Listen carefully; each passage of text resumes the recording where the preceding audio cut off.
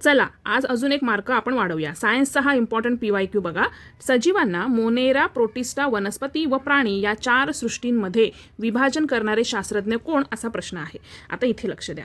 1938 मध्ये कोपलँड यांनी सजीवांना 4 सृष्टीमध्ये विभागलं होतं। सो आपला आन्सर काय असणार आहे? Option number C, Copeland. अजून इम्पॉर्टंट माहिती बघा, 1735 मध्ये कार्ल लिनियस यांनी 2 सृष्टींमध्ये विभागलं होतं। इथे 2 सृष्टीमध्ये मग कोणत्या 2 सृष्टी? वनस्पती व प्राणी। 1866 मध्ये हेकेल यांनी 3 सृष्टीमध्ये विभागलेलं आहे। म्हणजे 2 सृष्टींमध्ये कार्ल लिनियस, 3 सृष्टी विचारलं तर हेकेल। आणि जर 2 सृष्टी ज्या आदी केंद्रकी आणि दृश्य केंद्रकी अशा 2 गटांचं जर विचारलं तर चॅटन यांचं नाव लक्षात ठेवा।